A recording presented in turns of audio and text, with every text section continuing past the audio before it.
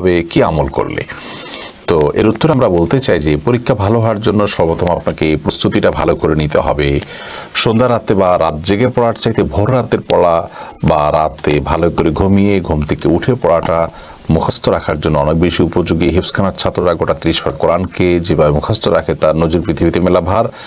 আর এর মূল রহস্য হলো তারা ভোর রাতে উঠে পড়ে এবং সন্ধ্যা রাতে তাড়াতাড়ি শুয়ে পড়ে, এবং এটা বৈজ্ঞানিকভাবেও আমাদের জন্য উপকারী বলে প্রমাণিত। এর পাশাপাশি পরীক্ষায় ভালো ফলাফল করার জন্য একজন ইমানদার আল্লাহর কাছে দোয়া করবে যেন আল্লাহ সহজ করেন। পরীক্ষার হলে যাওয়ার আগে আল্লাহর সাথে কথা বলবে, কানেক্ট হওয়ার চেষ্টা করবে এবং আল্লাহ সাহায্য চাইবে। সালাতের মাধ্যমে, নামাজের মাধ্যমে আল্লাহর কাছে সাহায্য প্রার্থনা করা যেতে পারে। এর বাইরে আল্লাহ হাসিবনি হিসাবান ইয়াসীরা, যার অর্থ হলো আল্লাহ আপনি আমার হিসাব গ্রহণকে সহজ করে দিন।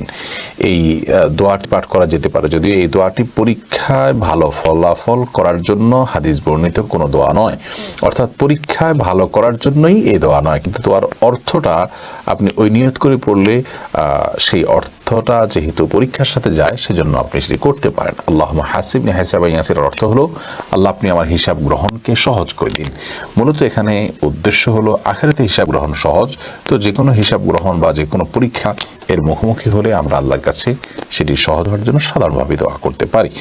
এর পাশাপাশি পরীক্ষা ভালো ফলাফল করা অনেক গুরুত্বপূর্ণ একটি আমল, কারণ আমরা জানি যে অনেক পরীক্ষার্থী তারা ভালো পড়াশোনা করে প্রস্তুতি নেওয়ার পরও পরীক্ষা ভালো করতে পারেন না, কারণ তারা নার্ভাস হয়ে যান। নার্ভাস হয়ে যাওয়ার ফলে তারা অনেকটা গুলিয়ে ফেলেন। ইমানদারের জন্য নার্ভাস হওয়ার কোনো সুযোগ নেই। ইমানদার সর্বাবস্থা আল্লাহর প্রতি আস্থা এবং ভরসা রাখবে, আল্লাহর প্রতি তাওয়াক্কুল করবে।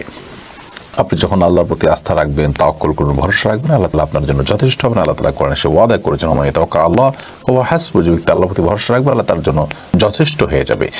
পরীক্ষায় ভালো ফলাফল পাওয়ার জন্য নির্ভর থাকার কোনো বিকল্প নেই, কারণ নির্ভর থাকার জন্যই আপনাকে আমাকে তাওয়াক্কুল চর্চা করতে হবে। অর্থাৎ পুরো বিষয়টাকে আল্লাহর উপরে ন্যস্ত করে দিবেন, ইনশাআল্লাহ বিদিনিল্লাহ আপনি পরীক্ষায় ভালো ফলাফল করতে পারবেন।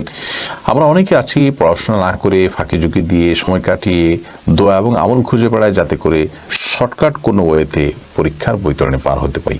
এই শিক্ষা ইসলাম আমাদেরকে দেয়নি।